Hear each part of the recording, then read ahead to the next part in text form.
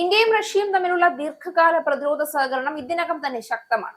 BrahMos missile പോലുള്ള സംയുക്ത സംരംഭങ്ങൾ ഈ കൂട്ടുകെട്ടിന്റെ ആഴം തെളിയിച്ചിട്ടുണ്ട്. ഇന്ത്യക്ക് സ്വതന്ത്ര പ്രതിരോധ നയം പിന്തുടരാനും പാശ്ചാത്യ സമ്മർദ്ദങ്ങളിൽ നിന്ന് മാറി നിൽക്കാനും കഴിയുന്നത് ഈ ബന്ധത്തിന്റെ ശക്തിയാണ്. ഇന്ത്യ SU-57 പദ്ധതിയിൽ പങ്കാളിയായാൽ അത് വെറും ആയുധ ഇടപാട് മാത്രമാകില്ല, മറിച്ച് സാങ്കേതിക കൈമാറ്റം, സഹവികസനം, തദ്ദേശീയ നിർമ്മാണം എന്നിവയ്ക്ക് വഴി തുറക്കുന്ന തന്ത്രപരമായ ഒരു നീക്കമായിരിക്കും. ഈ ഘട്ടത്തിലാണ് US പ്രതിരോധ വിദഗ്ധന്റെ വാക്കുകൾ ശ്രദ്ധേയമാകുന്നത്. റഷ്യയുടെ 5ാം തലമുറ യുദ്ധവിമാനമായ SU-57 അപകടകാരിയായ യുദ്ധവിമാനമായി മാറ്റുമെന്ന് US പ്രതിരോധ വിദഗ്ധൻ വെസ് ഒഡോണൽ പറഞ്ഞു. SU-57 ഇന്ത്യ സ്വന്തമാക്കുകയും അതിൽ തദ്ദേശീയമായ സാങ്കേതിക വിദ്യകൾ ഉൾപ്പെടുത്തുകയും ചെയ്താൽ അത് ലോകത്തിലെ ഏറ്റവും അപകടകാരിയായ യുദ്ധവിമാനമായി മാറുമെന്നാണ് US വ്യോമസേന മുൻ ഉദ്യോഗസ്ഥനും പ്രമുഖ പ്രതിരോധ വിദഗ്ധനുമായ വെസ് ഒഡോണൽ പറയുന്നത്. നിലവിൽ SU-57 നിരവധി പോരായ്മകളുണ്ട് എന്ന് ഒഡോണൽ ചൂണ്ടിക്കാട്ടുന്നു.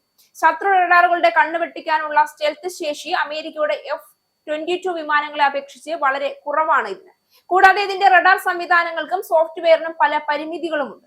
യുക്രൈൻ യുദ്ധത്തിൽ പോലും ഈ വിമാനം നേരിട്ടുള്ള ആക്രമണങ്ങൾക്ക് പകരം സുരക്ഷിതമായ അകലത്തിൽ നിന്ന് മിസൈലുകൾ തൊടുക്കാനാണ് റഷ്യ ഉപയോഗിക്കുന്നതെന്നും അദ്ദേഹം ചൂണ്ടിക്കാട്ടി.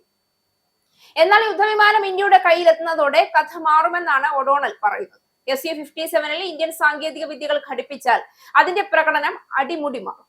DRDO വികസിപ്പിച്ച ഉത്തം ആക്റ്റീവ് ഇലക്ട്രോണിക്കലി സ്കാൻഡ് അരെ റഡാറോ വിരൂപാക്ഷ റഡാറോ വിമാനത്തിൽ ഘടിപ്പിക്കുന്നത് വഴി ശത്രുക്കളെ വേഗത്തിൽ കണ്ടെത്താനും പ്രതിരോധിക്കാനും സാധിക്കും.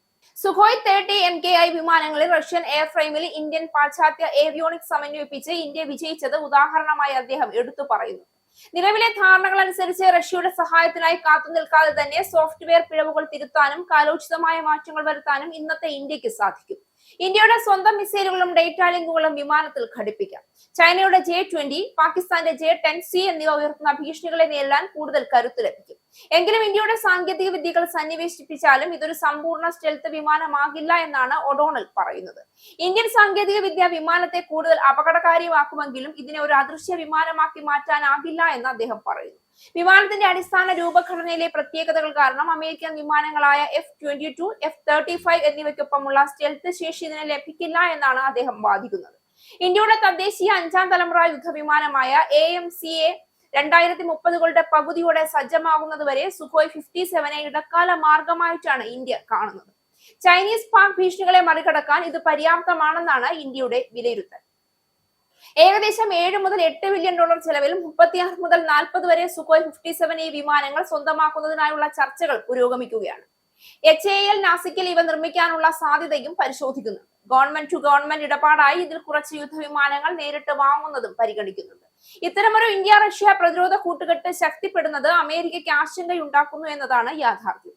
കാരണം ഏഷ്യൻ മേഖലയിലെ ശക്തി സന്തുലിതാവസ്ഥയിൽ ഇന്ത്യ നിർണായക പങ്ക് വഹിക്കുന്നുണ്ട് ഇന്ന്. ഇന്ത്യയുടെ സൈനിക ശേഷി ഗണ്യമായി വർദ്ധിക്കുന്നത് പ്രത്യേകിച്ച് 5ാം തലമുറ സ്റ്റെൽത്ത് യുദ്ധവിമാന രംഗത്ത് അമേരിക്കയുടെ തന്ത്രപരമായ കണക്കുകൂട്ടലുകൾക്ക് വെല്ലുവിളിയാകും. SU-57 ഇന്ത്യ സ്വന്തമാക്കി തദ്ദേശീയ സാങ്കേതിക വിദ്യകളുമായി സംയോജിപ്പിച്ചാൽ അത് ഇന്ത്യയുടെ പ്രതിരോധ സ്വയം പര്യാപ്തതയും ആഗോള ശക്തി സ്ഥാനത്തെയും കൂടി ഉയർത്തും. ഇന്ത്യ റഷ്യ കൂട്ടുകെട്ടിന്റെ ശക്തി വർദ്ധിക്കുന്നത് ഒരു ആയുധ ഇടപാടിൽ മാത്രമല്ല, ലോക രാഷ്ട്രീയത്തിലെ ശക്തി സമവാക്യങ്ങൾ തന്നെ മാറ്റാൻ കഴിവുള്ള നീക്കമായാണ് അത് മാറാൻ പോകുന്നത്. അതുകൊണ്ട് തന്നെ ഈ കൂട്ടുകെട്ടിനെ US സൂക്ഷ്മമായി നിരീക്ഷിക്കുന്നതും അതിൽ ഒരു തന്ത്രപരമായ ഭയം കാണുന്നതും സ്വാഭാവികമാണ്.